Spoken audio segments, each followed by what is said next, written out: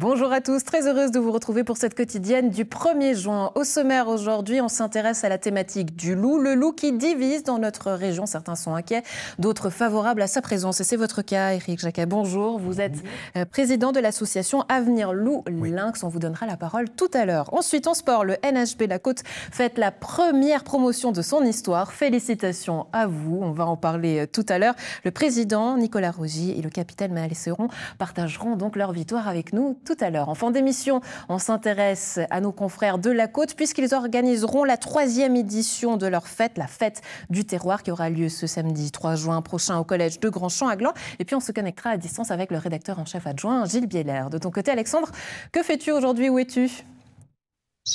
Salut Andrea, eh bien je suis à Dhuillé, plus exactement au pied de son château. Tu vois derrière moi, se prépare le Castel Live de Dhuillé. C'est la 4e édition de ce festival 100% suisse qui propose donc des concerts de jeudi à samedi. Mais alors la particularité, c'est qu'il n'avait pas eu lieu depuis 4 ans. Et oui, le Covid, tout ça. Mais alors là, ça y est, il fait son grand retour avec des artistes comme Yves Larocque, Sandor, Carousel, Sophie Dequet ou bien même les Nyonnais de Tendinista qui seront là demain soir. Pour ma part, regarde, je vais pénétrer dans l'enceinte de ce château tout à l'heure. Je vais te faire la visite des lieux avec la présidente du festival, Sophie Ambert. Donc, à tout à l'heure pour la visite. Tout à l'heure, Alexandre, merci beaucoup. Aujourd'hui, on s'intéresse à la thématique du loup qui inquiète ou divise dans notre région. Vous savez, il y a quelques semaines, nous avions donné la parole à Nicolas Bollet, éleveur de geneliers, et Sébastien Bechat, directeur de la direction des ressources et du patrimoine naturel. Éric Jacquet, bonjour. Bonjour. Vous êtes président de l'association Avenir Loup Lynx. Une interview et surtout des discussions qui vous ont beaucoup fait réagir. Vous avez souhaité prendre contact avec notre rédaction et avoir notamment la parole. Pourquoi? Qu'est-ce qui vous a touché dans ces interviews-là? Les paroles des gens, en fait, parce que moi, les éleveurs, je trouve, ils ne jouent pas le jeu non plus. On voit M. Bollet, il est vraiment anti-protection, ils sont pieds au mur, et puis je trouve qu'il y a des protections, il y a plein de choses, de mesures qui ont été mises en route par le canton de Vaud, et ils ne veulent pas en entendre parler. Et moi, ça m'énerve un petit peu, parce qu'on dit qu'on donne la parole que aux pro-loups, mais alors, j'ai dû louper ça, parce que j'ai jamais entendu la parole au pro-loup. Dans les journaux, tout ça, c'est toujours une attaque ici, un loup, on a vu un loup ici, c'est toujours à charge du loup. Et nous, notre association, on défend vraiment les loups et les lynx et tous les animaux en général, mais vraiment, l'instant, c'est vraiment les loups. Alors, on va essayer de comprendre justement votre point de vue. On vous donnera la parole, du coup, durant cette interview. Et puis, on va revenir justement sur cette interview donnée à Nicolas Bollet. Voici ce qu'il disait au micro d'Alexandre. Nous, ce qu'on demande, c'est une régulation du loup. On vit avec le loup depuis plus de 20 ans dans le Jura, et ça fait 5 ans à peu près, voire un peu plus, qu'on a des attaques, parce que le loup est devenu beaucoup trop nombreux. Il y a 2 meutes qui sont installées aujourd'hui, qui sont déclarées, et pour la densité, c'est beaucoup trop. Donc votre point de vue à vous, Nicolas Bollet, c'est que la cohabitation entre l'homme et le loup, et puis surtout entre les éleveurs et le loup, n'est pas possible aujourd'hui? Alors elle est possible, oui. Elle sera difficile, mais il y a des moyens, mais le meilleur moyen, c'est la régulation. Un loup, il a besoin de tant de mètres carrés, tant de kilomètres carrés pour vivre. Aujourd'hui, ce qu'on a comme densité, ça fait quasiment les loups pour la Suisse. Quelles répercussions, justement, on comprend votre crainte, votre peur, mais quelles répercussions concrètes aujourd'hui sur les agriculteurs d'avoir justement ce loup qui rôde? Alors, on a des animaux qui deviennent beaucoup plus nerveux. Ils reprennent leur instinct naturel quand ils sont sur les alpages. Moi, j'ai eu un accident l'automne passé parce que les animaux, quand on les a chargés l'automne, ils étaient nerveux. On a eu la présence du loup régulièrement. Et puis, quand on recommence à rapprocher les animaux à l'automne, c'est comme si on était un prédateur pour eux. Après, il nous faut plusieurs semaines, voire mois, l'hiver, pour recalmer les animaux, les rendre malléables, qu'on puisse retravailler avec eux. Réguler la présence du loup, j'imagine, Éric Jacquet, que vous n'êtes pas d'accord avec cette... Non, je ne suis pas le seul, mais notre association, dès le départ, on a dit on n'est pas d'accord avec la régulation parce qu'en fait, on cite souvent la France. La France régule les loups depuis 10 ans. Chaque année, ils tuent 20% de leurs loups, c'est-à-dire l'année dernière, 170 loups quand même. Et on voit qu'ils tuent les loups sans discernement. Les mâles, les femelles, les grands, les petits, ils tuent tout ce qu'ils peuvent, en fait. Et puis on voit que ça n'améliore pas du tout la situation. Au contraire, les meutes qui ont été régulées, souvent on se trompe d'individus, comme dans le canton de Vaud, par exemple. On a tué 2 fois l'année dernière, en 2022, ils ont tué 4 loups. une fois un jeune qui n'avait pas à être tué, et puis une fois le mâle reproducteur qu'il ne fallait surtout pas tuer. Oui. Mais vous avez cité tout à l'heure ces mesures qui ont été prises par le canton, qui souhaitent justement réguler, en tout cas mettre un cadre aux choses. Ce n'est pas réellement tirer à tout va. C'est pas tirer à tout va, mais je rappelle juste quand même que le loup, il est protégé strictement même protégé par la Convention de Berne. Donc normalement, on ne devrait pas tuer de loup. C'est un animal qui est strictement protégé. Et ce que je déplore, moi, c'est qu'on n'a pas fait vraiment d'études pour voir, mais même ailleurs, pour voir quel est l'impact de la régulation. Si on régule une meute, souvent on déstructure la meute, on affaiblit sa capacité de frappe, et pour que des loups puissent attaquer des cerfs, qui font 200 kilos, il faut quand même qu'ils aient un certain nombre, qu'ils aient un chef qui dirige l'attaque. Et si en plus on tue le chef, c'est une catastrophe. D'ailleurs, cette année, je pense qu'on verra les effets de régulation ratée de l'année dernière, d'avoir tué le mâle reproducteur, le mâle alpha, comme on dit, en Suisse, et la femelle en France. Donc on peut penser que les meutes vont se diviser et vont encore plus attaquer le bétail ou les choses faciles à attaquer, comme les moutons surtout. Du coup, j'aimerais comprendre justement les solutions. Quelles solutions aujourd'hui vous proposez? Parce que l'objectif, c'est évidemment d'inverser la tendance des dommages, parce qu'il y a aujourd'hui des paysans qui se plaignent justement de ces attaques du loup. Donc, comment faire? Alors, nous, on l'a testé. Moi, j'ai fait partie l'année dernière de l'association OPAL, l'Organisation pour la protection des alpages, qui, eux, ont des bénévoles, environ 300. On est par équipe de 2. La nuit, on est équipé de caméras thermiques, de lampes, de trompettes. Et puis, on fait de la surveillance de troupeaux et on effraie les loups qui voudraient s'attaquer. Ça marche très bien, il y a des vidéos à l'appui. Donc, ça marche très, très bien. Et ça a permis de prouver que s'il y avait ne serait-ce qu'un berger de nuit qui surveillerait un troupeau, parce que l'État de Vaud met à disposition de l'argent, et même des bergers, je crois, qui surveillerait le troupeau, et ça permettrait d'éviter les attaques. Tous les troupeaux qui ont été surveillés n'ont pas eu d'attaque. Ils ont eu des tentatives d'attaque, mais qui ont été repoussées. Un loup, vous lui faites peur en criant, en tapant dans les mains, il s'en va. Alors, si on reprend, c'est vrai, les chiffres du canton, il y a quand même plusieurs attaques qui ont été faites sur du bétail, d'ailleurs, des attaques en forte hausse. L'an dernier, au 31 décembre 2022, on parle des attaques de 26 bovins, 32 ovins, 11 caprins. Selon le canton de Vaud, c'est quand même des chiffres qui sont inquiétants, non? Oui et non, parce que l'année d'avant, il y a eu 24 attaques. Et on a régulé, en mars 2022, et ils ont régulé le canton, ils ont tué 2 jeunes. Et on voit qu'il n'y a jamais eu autant d'attaques depuis. Mais ça veut dire quoi? Que vous seriez d'accord, Éric Jacquet, peut-être de réguler avec les jeunes loups? C'est ce qu'on doit comprendre? Non, nous on est vraiment contre la régulation, encore plus des jeunes. Les jeunes, c'est la facilité, parce qu'on n'a pas besoin de les poursuivre. Et nous, on s'opposera de toute façon à la régulation des loups, ça c'est clair, comme on l'a déjà fait jusqu'à maintenant. Parce qu'en fait, la Convention de Berne ne permet pas de tuer des loups. C'est un animal strictement protégé. Et la Suisse, qui est signataire de cette convention, ne respecte pas ses engagements. Aujourd'hui, si on reprend justement ces mesures faites par le canton de Vaud, certains membres politiques, comme le PLR Vaud, aujourd'hui, qui s'est d'ailleurs exprimé à ce sujet, reprochent que ce plan d'action est axé trop sur la surveillance et la prévention. Donc finalement, on a l'impression que c'est des mesures qui devraient vous plaire, non, Éric Jacquet? Ah oui, moi j'étais assez content de ce que M. Beuchat a dit. La surveillance, la prévention, l'aide financière aussi. Moi, je ne suis pas, comme les agriculteurs, les éleveurs, je ne suis pas pour qu'on parque les animaux, parce que ça parque tous les animaux, en fait. Les animaux sauvages aussi sont parqués à l'extérieur, puis les bovins à l'intérieur. Mais juste comme, par exemple, il suffirait, c'est facile à dire, mais à Arzier, où j'habite, il y a des troupeaux qui sont mélangés avec des vaches à lait, donc des vaches qui produisent du lait, des vaches allaitantes, des genisses, des petits veaux, tout ça est mélangé, il y a 0 attaque. On est en plein territoire des loups, il y a des passages réguliers, et il n'y a pas d'attaque. On voit que les loups s'attaquent à des bovins qui font en général 200 kilos, à peu près, la taille d'un cerf. Ouais, alors Éric Jacquet, c'est vrai, pas d'attaque. Alors ça, ces propos n'engagent que vous. On le voit dans les chiffres, quand même, les attaques, il y en a. C'est des chiffres qui sont là, c'est des faits réels. Ce que disait à l'inverse tout à l'heure l'éleveur, ce dont on entendait tout à l'heure parler Nicolas Bollet, c'était finalement de dire qu'aujourd'hui, il y a ces montées d'alpage, que les troupeaux sont plus agités, que finalement, même leurs vaches sont agitées, sont sensibilisées aussi à la présence du loup. Là, il y a quelque chose à faire. Et là, je ne suis pas d'accord non plus, parce qu'en fait, il y a beaucoup d'éleveurs maintenant qui n'ont plus de vaches à lait, en fait. Ils ont des vaches allaitantes ou des vaches à viande. Et les vaches, elles sont livrées à elles-mêmes tout l'été, en fait. On n'est pas obligé de les rentrer, de les sortir le soir ou de les traire, hein. Donc, elles redeviennent sauvages. Les vaches allaitantes étaient déjà dangereuses il y a 20 ans en arrière. Il y en avait beaucoup moins, mais elles étaient déjà dangereuses. On le sait très bien qu'il y a des vaches allaitantes. Il ne faut pas aller avec un chien, par exemple, parce que la vache allaitante va protéger son veau de toute façon. Et les vaches qui sont à la montagne, loup ou pas loup, elles redeviennent un peu sauvages. Et de plus, je ne pense pas que toutes les vaches, sur les 100 000 vaches qu'il y a dans le canton de Vaud, quand même, toutes les vaches ont été attaquées par des loups. Je ne pense pas. Mais vous sous-entendez quoi, Éric Jacquet, que finalement les éleveurs font mal leur travail? Parce que vous-même, hein, vous êtes une lignée aussi d'éleveurs, donc vous êtes sensibilisé à ces questions-là.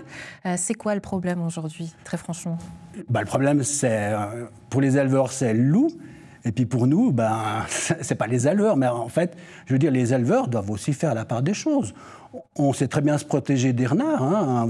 Si vous avez un poulailler, vous laissez une fois la porte ouverte, le renard, il passe toutes les nuits. Et maintenant, on sait très bien le faire. Je pense qu'il faudra quand même que les éleveurs apprennent à se protéger des loups, mais aussi à ne plus mettre, comme il l'a dit M. Bollet, ne plus mettre ces bêtes à risque toutes seules à la montagne dans les pâturages.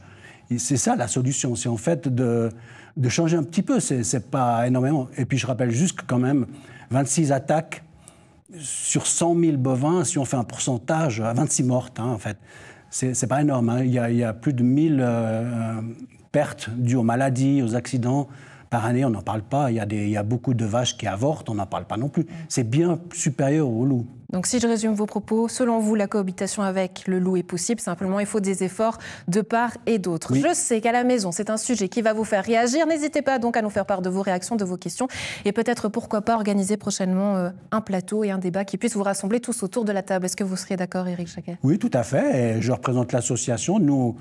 Plus on aura de membres, mieux c'est. Donc, je vous invite à nous contacter si vous êtes sensible au sujet. Et puis, nous, on est vraiment pour la discussion et la cohabitation. En tout cas, Éric Jacquet, merci beaucoup d'avoir été avec nous. Excellente journée à vous. À très bientôt. Au revoir. Merci. Au revoir. Alexandre, on retourne donc à toi en direct du Castle Live à Duyé pour visiter justement ces locaux et ce festival. Voilà, ça y est, j'y suis dans ce château de Duyé pour le Castle Live. Sophie Humbert, vous êtes la présidente de ce festival. Comment ça va? Ça va bien. Ouais. À quelques heures là du lancement. On est au taquet. Tout est prêt? Quasi. Okay. Quasi. Bon, alors on voit la scène derrière moi. On va justement y aller ensemble. Sophie, visiter ce château. Voilà, il y a déjà la musique en fond. Il y a des bénévoles qui sont un peu à droite, à gauche. Déjà, j'aimerais savoir, Sophie, qu'est-ce que ça fait de retrouver ce festival qui n'avait pas eu lieu depuis 4 ans? Ça fait du bien. Non, ouais. Ça fait du bien. Après 4 ans d'absence, on est tellement contents. Non, c'est cool. Ouais. Vraiment, ça fait du bien. Et pourquoi, du coup, il y avait le Covid, d'accord, mais après? Alors non, c'est le Covid. Malheureusement, ouais. C'est le Covid. On aurait dû faire en 21, mais c'est le Covid. C'est vraiment ça le fait qu'on n'ait rien fait. D'accord. Ok, alors là, voilà, ça y est, cette grande scène, on la voit. Alors il y aura 12 artistes qui vont se succéder. Oui. Des artistes exclusivement suisses. Ça fait partie de l'ADN de base de ce festival. Oui, c'est un peu dans l'identité du Castle Live, c'est qu'on souhaite une programmation 100% suisse. On fait notre max pour pouvoir offrir et montrer que voilà, autour de nous, on a une diversité de groupes et une programmation cool. Et cette année, c'est 12 groupes de la région. Ouais, 12 groupes de la région, 12 artistes romans. Alors franchement, Sophie, il faut quand même qu'on parle d'une chose. C'est que ce qui frappe quand on arrive ici, là on est sur ce petit pont, vous verrez ensuite en bas justement l'endroit un peu détente et nourriture. Non mais c'est le cadre qui est absolument incroyable. On est pas mal, j'avoue, on est pas mal. Non mais c'est vrai, je pense que vous profitez justement du cadre de ce château. Elle est venue comment déjà? Remontons un peu le temps, elle est venue comment cette idée de faire un festival ici? L'idée remonte en fait à l'époque, mon oncle qui est dans le comité, Pascal, avait créé à l'époque le Castle Rock. Qui était un opéra rock qui se faisait dans la cour du château, sur une soirée. Et puis quelques années plus tard, autour d'un comptoir un petit peu en fin de soirée, voilà, on s'est dit pourquoi pas réitérer quelque chose de musical et pourquoi pas faire un festival. Pourquoi pas faire un festival, voilà, avec une vue magnifique qu'on ne va pas voir derrière moi puisque c'est absolument à contre-jour. Par contre, ce qu'on peut voir, voilà, c'est cette deuxième scène. Franchement, en plus, vous avez le luxe d'avoir 2 scènes, Sophie Humbert. Oui, ça c'est cool. Ça c'est cool. Ce qui permet d'avoir 4 concerts par soir. 2 sur cette petite scène qu'on voit derrière nous et 2 sur la grande qu'on a vue tout à l'heure. Ouais, ok. Donc 4 concerts par soir. Je crois qu'il y a aussi une mise en avant des produits régionaux, parce que les produits régionaux musicaux, certes, on l'aura compris avec les artistes, mais je crois aussi qu'il y a une volonté, voilà, c'est un domaine viticole, ici le château de Dhuillé, dont vous faites partie justement. Oui. Il y a cette volonté aussi de mettre en avant les produits de la région. Oui, le fait qu'on soit dans le domaine familial, dans le domaine viticole, le but c'est de permettre de faire découvrir notre gamme de vins et tout aussi au niveau cuisine de présenter des mets élaborés par nos petits bénévoles et nos chefs cuisine avec des mets et des plats régionaux. Il y a combien de bénévoles justement, Sophie ? On est sur 200 personnes sur les 3 jours. Ah oui, quand même. Tout compris entre le montage, démontage, la soirée, les responsables, le comité. On est sur 200 personnes en moyenne. Justement, vous parlez du comité. J'en vois un du comité qui est juste là. Venez avec moi, venez seulement. Bonjour Sacha. Bonjour. Alors Sacha, vous êtes, on m'a présenté comme ça, le petit nouveau du comité cette année.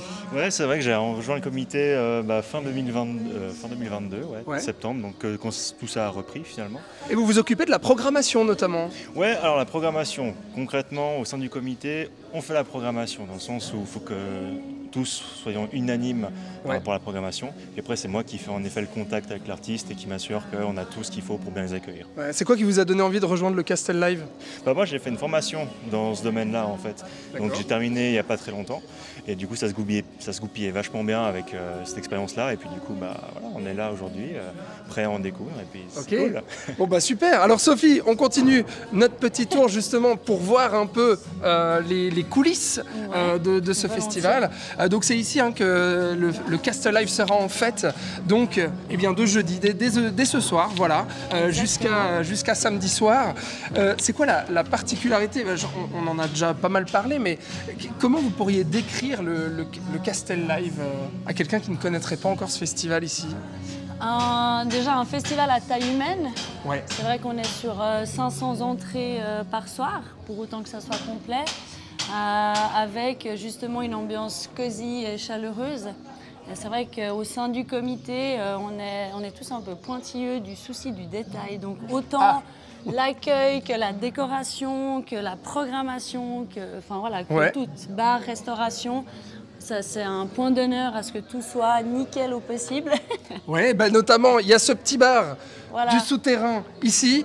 Alors, c'est quoi la particularité ? Vous m'avez montré tout à l'heure, vous me remontrez ? Alors, la particularité, c'est qu'on va pouvoir aller chercher un petit verre d'absinthe. D'accord. Donc, dans ce petit souterrain, comme quoi on disait que vous utilisiez les lieux, vraiment. Voilà. Alors après, à vos risques et périls, consommez avec modération. Et attention la tête, mais dans les deux sens. En fait, dans c'est l'idée ça. D'aller chercher son petit verre d'absinthe au bar et de venir chercher l'eau ici à l'eau de source. Et de pouvoir voir les profondeurs, en fait, du souterrain. Bon, Sophie, merci pour cette visite. Qu'est-ce qu'on peut vous souhaiter pour ces 3 soirs ? Du succès, du beau temps, des gens et de la gaieté. Bon, le beau temps, je crois qu'il va être là. Ouais, je crois qu'on est pas mal. Bon, merci en tout cas pour ce petit tour du terrain. Et puis, je vous souhaite un bon festival. Merci bien. Merci, Sophie.